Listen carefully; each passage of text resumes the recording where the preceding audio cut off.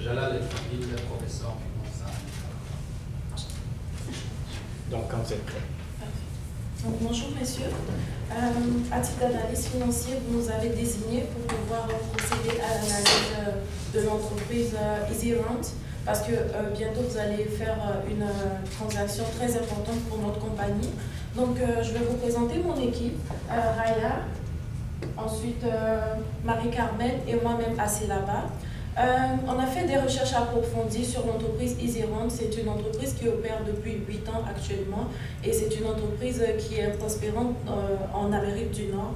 Et justement, récemment, elle a voulu faire un appel public pour l'épargne sur le marché de Toronto. Donc, on va faire l'évaluation, comment on va procéder. Elle a fait une appel d'épargne publique sur le marché de Toronto. En plus, elle est dans un marché très prospérant actuellement, mais ceci pourrait être pas très avantageux pour elle parce que c'est un marché qui a beaucoup de concurrence due à la forte croissance. Donc, il y a eu une baisse de confiance. Ceci a fait qu'il n'y a pas eu un succès pour son APE. Donc, vous nous avez demandé de faire l'analyse, comment on va procéder. On va commencer par l'évaluation de l'entreprise elle-même, par la méthode des pairs, c'est-à-dire on va vous faire des ratios au niveau du prix des bénéfices. Ensuite, on va faire le plan de restructuration. Donc, qu'est-ce qu'on a constaté actuellement dans l'entreprise? C'est qu'au niveau de la gestion, il n'y a pas de conseil d'administration, il n'y a qu'une seule personne indépendante dans le conseil d'administration, il n'y a pas de comité de gestion. Donc, on va devoir restructurer, revoir les postes et améliorer la gestion.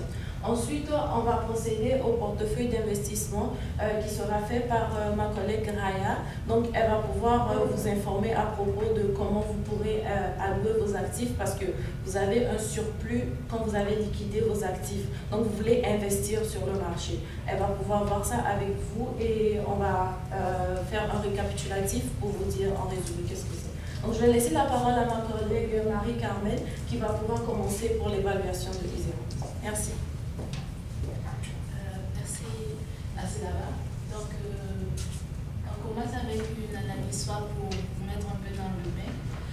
D'abord, comme force, il faut dire que EasyRent offre, elle offre des produits qui ciblent différents clients, dans le sens qu'elle va à la recherche de petites et moyennes entreprises, de grandes entreprises et de start-up. Avec comme faiblesse, comme il a été mentionné, EasyRent fait face à une mauvaise gestion de sa structure, ce qui fait que les investisseurs ont de moins en moins confiance. En plus de cela, il faut ajouter une mauvaise gestion de sa croissance. Donc, en opportunité, c'est mauvaise parce que l'entreprise est en train de passer. Nous pensons que c'est une chance pour elle d'établir un bon plan de bataille, ce que nous allons proposer tantôt, et pour pouvoir renaître de ses cendres. Et en menace, il faut préciser qu'elle est dans un marché très concurrent, notamment des concurrents qui, quant à eux, ont déjà fait leur entrée sur la bourse, donc ce qui fait qu'elle est vraiment très désavantagée sur ce point-là. Donc, pour faire l'analyse de l'entreprise, nous allons utiliser la méthode des comparables et nous avons choisi ces multiples que vous voyez, c'est-à-dire le price to earning, le price to sale, excusez une petite coquille, c'est le EV qui constitue la valeur de l'entreprise sur le EBITDA, le ROE et aussi le book value per share. Donc, je vais vous présenter je vais faire une présentation globale de ces ratios. On va commencer par le price to earning.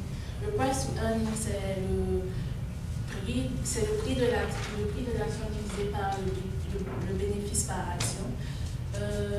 L'avantage de ce ratio, c'est qu'il nous dit exactement ce que les investisseurs sont prêts à payer pour chaque bénéfice par action que l'entreprise fait. Un désavantage, c'est que le ratio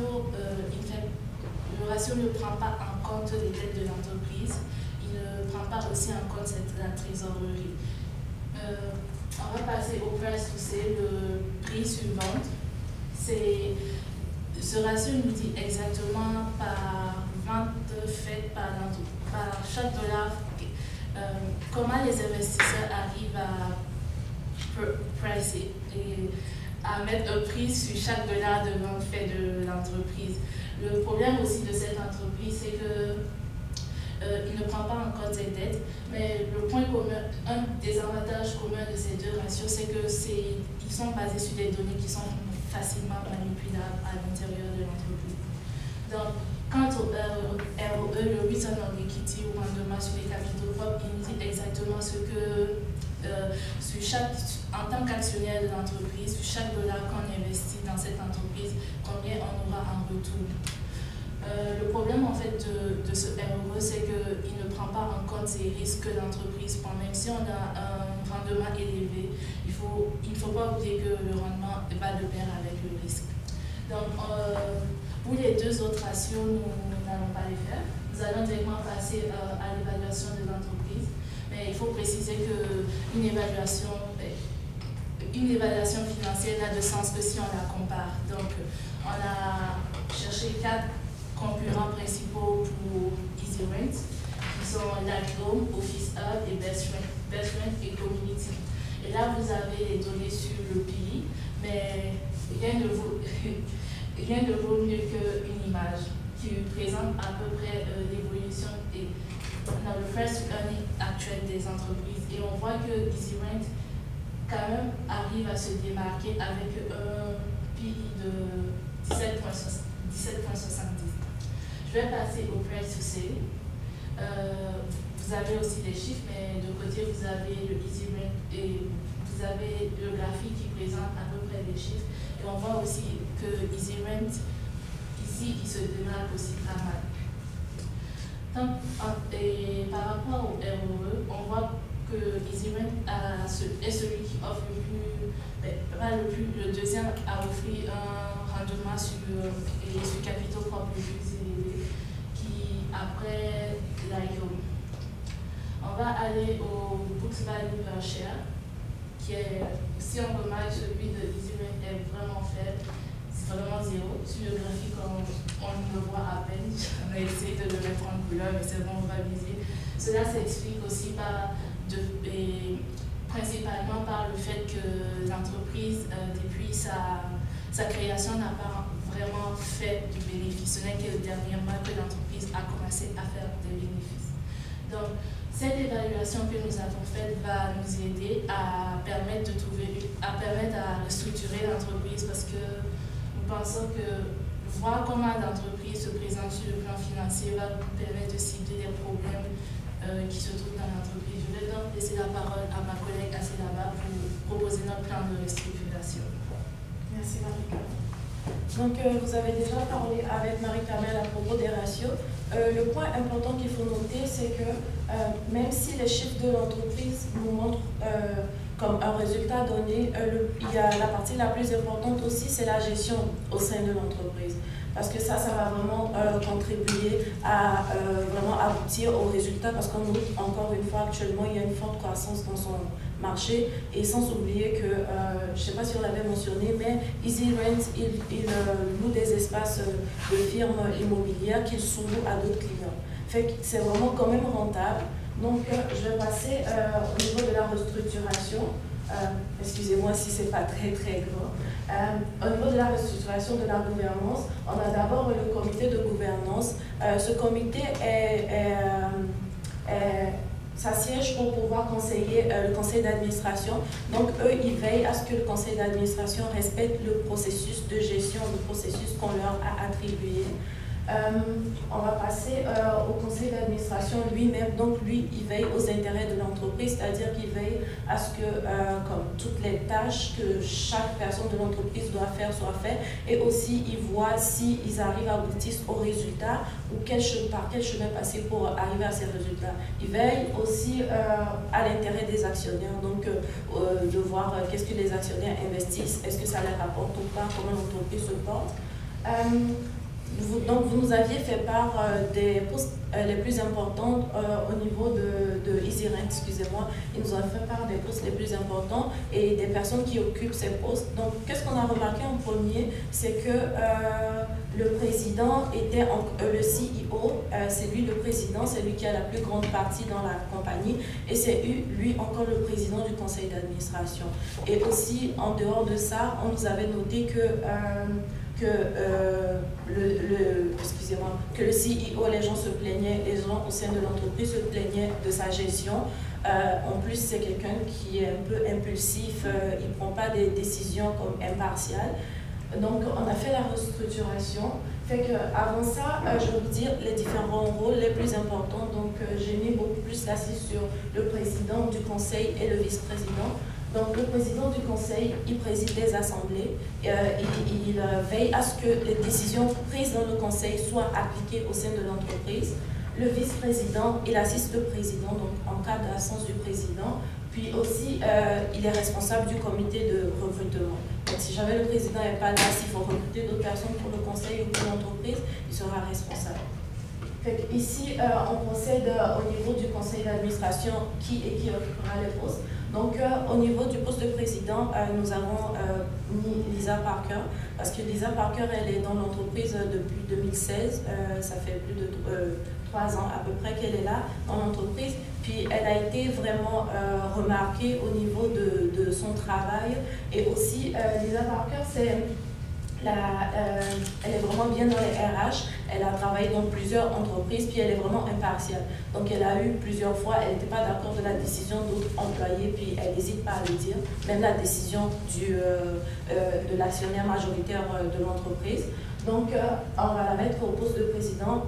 Qu'est-ce qu'on a établi, c'est que on va prendre chaque personne dans le conseil d'administration, c'est une hypothèse qu'on a fait, va être là pour 3 ans. Fait qu'après 3 ans, on va renouveler les postes ou on va vérifier si la personne garde son poste ou pas. Et aussi, il sera là pendant 3 ans, mais il faut que la personne soit là à peu près 3 ans dans l'entreprise avant d'accéder au conseil d'administration ou de pouvoir postuler. Actuellement, vu qu'on est dans une situation où on cherche vraiment des résultats, des solutions comme récentes actuellement, on va faire une exception, donc on peut prendre des gens qui ne sont pas là depuis 3 ans. Ensuite, on va prendre le vice-président Wayne Matthew. Donc lui, il est spécialisé, par exemple, dans l'information. Il sait c'est quoi sur les marchés, la clientèle a besoin, qu'est-ce qu'on a besoin pour la clientèle. Donc, on l'a pris en tant que vice-président parce qu'on s'est dit au niveau du recrutement, ça pourrait vraiment avantager parce qu'il saura qui engager, qui serait vraiment un atout pour l'entreprise pour pouvoir au travail qu'on doit faire pour obtenir des résultats. Ensuite, on a pris les membres du conseil parce qu'il y a, notons que le conseil peut contenir de 8 à 15 membres. Fait que les postes qu'on a eu comme information, c'est les postes les plus importants. Fait que d'autres personnes peuvent être juste membres, donner leur apport, leur idée. Ellie Murray, elle est l'assistante, elle est l'assistante financière. Donc, elle, depuis qu'elle est là, on a remarqué qu'elle travaille vraiment et que c'est pas pour le dire, mais elle travaille vraiment jusqu'au niveau du président financier, celui qu'elle assiste, parce que lui, il n'est pas vraiment fort dans l'avantage coût. Donc, elle est vraiment bien parce qu'elle fait vraiment du bon travail. Au niveau des membres, on a pris Alexander Bach. Alors, pourquoi lui, on a mis 1 an? C'est qu'il est là très récemment et c'est un cas exceptionnel qu'on a mis pour 1 an.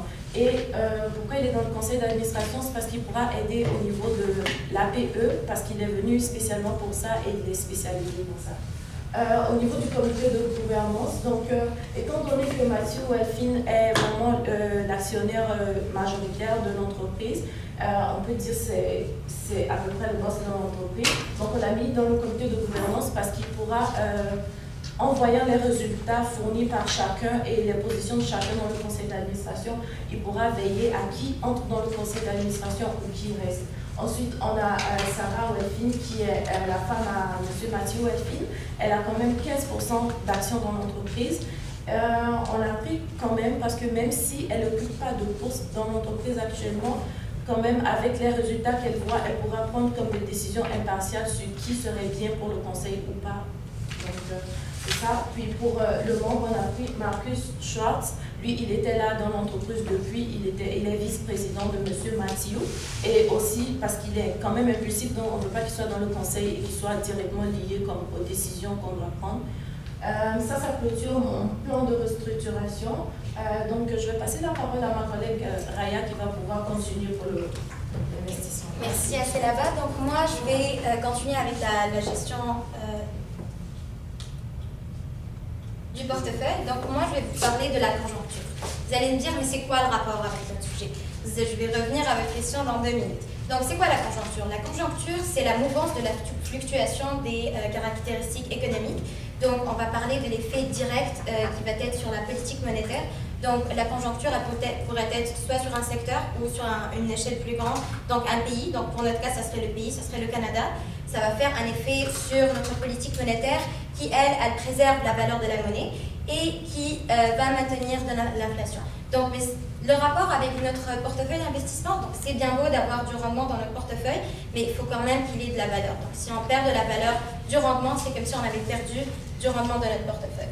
Donc je vais vous parler par la suite de la politique d'investissement. Donc on va la décortiquer, on va faire une politique d'investissement personnalisée.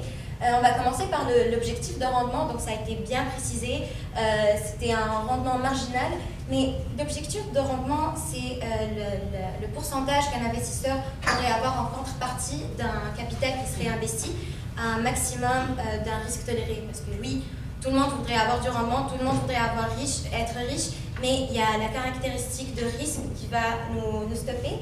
Donc on va passer avec cette notion au deuxième élément, qui est la tolérance au risque. Donc ça a été précisé également, c'est une tolérance faible. Donc on rappelle que la compagnie elle est endettée pour 3 milliards de dollars. Donc on ne va pas prendre de risque à ce niveau. Pour l'horizon de placement, donc ça a été précisé aussi, c'est 3 ans, donc on parle de moyens à court terme. Le besoin en liquidité, il est moyen parce qu'on rappelle encore qu'il y a des dettes qu'il faut qu'il paye sur des années à une compagnie à laquelle il a emprunté de la liquidité. Donc, notre portefeuille essentiel, il est composé d'actifs sur le marché monétaire, qui est principalement composé du bon du trésor, certificat de dépôt, papier commercial, acceptation bancaire et produits dérivés. Donc, les 3 premiers produits, ça serait des créances. Par exemple, le bon du trésor, c'est une créance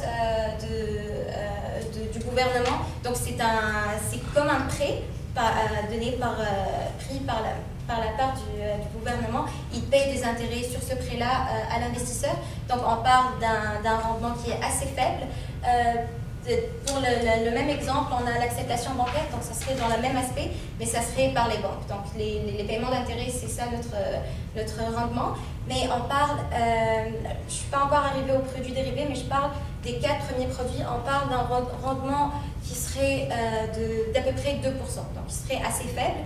Mais on est presque garanti qu'on ne prend pas de risque vu que déjà on fait affaire avec le gouvernement et les banques, donc le risque de défaut de la contrepartie, il est presque nul.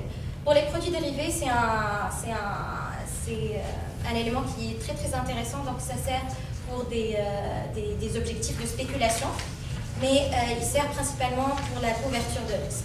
Donc on a précisé que c'était à peu près autour de 2% le rendement, mais on va aller chercher une deuxième allocation pour pouvoir augmenter un peu notre rendement et prendre toujours considération du risque qu'on a. Donc on va commencer par l'obligation du Canada. On est allé chercher, pour tous les éléments qu'on a, on est allé chercher sur le site de Bloomberg, on est allé chercher sur le site de la Banque du Canada pour avoir ces valeurs. Donc on va respecter la tolérance de risque de notre firme. Donc on a mis une pondération qui est assez importante de 60%. Par la suite, on a des actions canadiennes. Pour les actions canadiennes et les actions américaines, on va se permettre de prendre un peu plus de risques parce que pour augmenter notre rendement, forcément dans un marché efficient, le rendement il va à la même direction avec notre risque, donc c'est corrélé. On a mis 16% dans les actions canadiennes, 14% dans les actions américaines. On rappelle que notre compagnie elle a besoin de liquidité, donc on a gardé un peu de liquidité. Et pour les titres à revenus fixes, on a mis 8%. Donc, Avec cette allocation, si on fait avec les pondérations, on va obtenir un rendement de 3,94, qui est plus élevé que le 2% qu'on avait. Il y a aussi une autre manière de rajouter dans notre portefeuille, donc ça serait une option. On pourrait rajouter ce qu'on appelle les housing derivatives. En fait, c'est des produits dérivés sur l'immobilier, vu que notre compagnie elle opère dans l'immobilier. Donc, on pourrait prendre des options d'achat sur l'immobilier. Donc, je vais laisser la parole à... Donc, en bref, pour vous dire une image, non, c'est sûr que... Merci, c'est terminé. Merci. Merci. On va maintenant passer à la période de questions. Quand vous êtes prêts.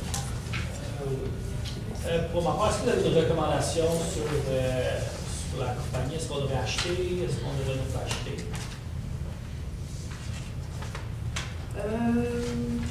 On dirait honnêtement, après l'analyse qu'on a fait, le fait d'acheter, ce serait vraiment risqué. On ne va pas être radical et dire de ne pas acheter, mais ça dépend du niveau de risque qu'on est prêt à prendre. Parce qu'on a vu quand même que l'entreprise, elle est quand même endettée.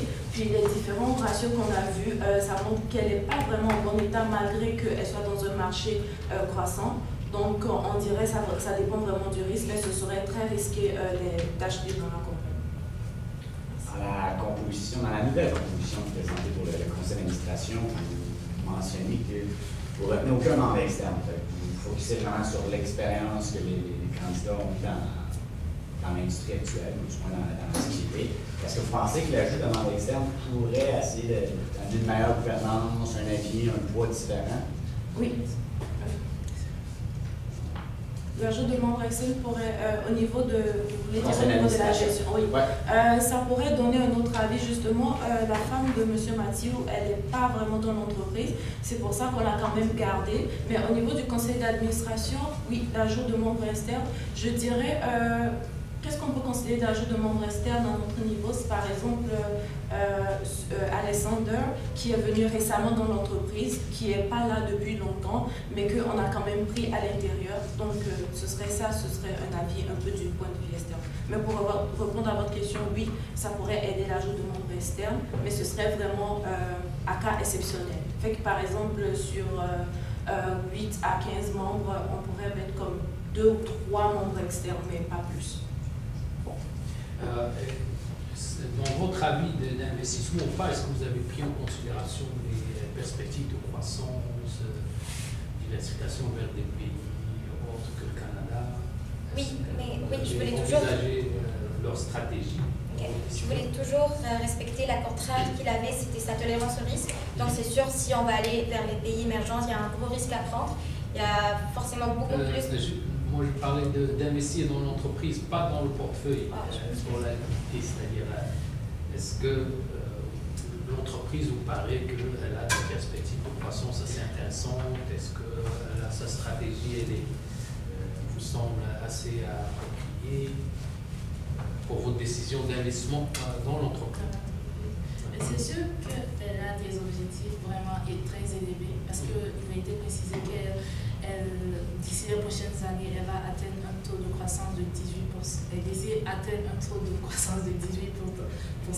Donc, nous, ce qu'on a proposé, c'est un plan d'action pour pouvoir atteindre ces 18%. Est-ce que vous voulez investir? Ça dépend de votre temps d'attente.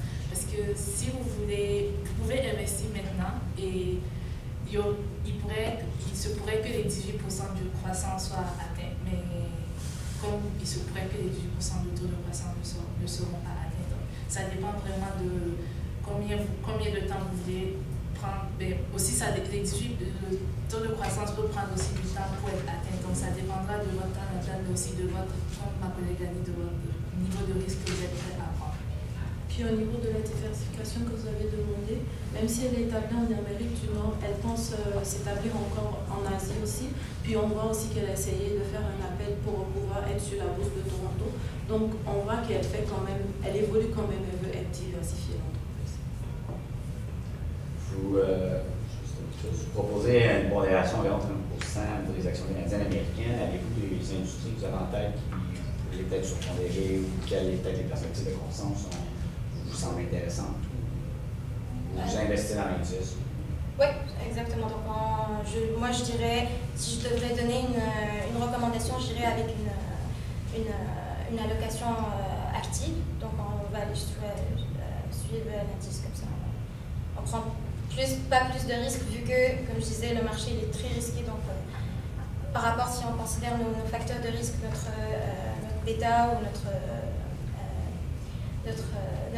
variance, donc elle va être beaucoup plus élevée que l'autre allocation que j'avais mentionnée. Donc, je dirais à suivre l'indice pour minimiser le risque. Puis, en suivant l'indice, en fait, ça va suivre l'économie canadienne en général. Vous, comment vous appréhendez ça? Il y a quand même beaucoup d'incertitudes dans le marché présentement. Comment vous voyez votre perspective sur l'économie canadienne dans les prochaines années? Je vais devoir vous arrêter. La période des questions est maintenant terminée. Merci beaucoup.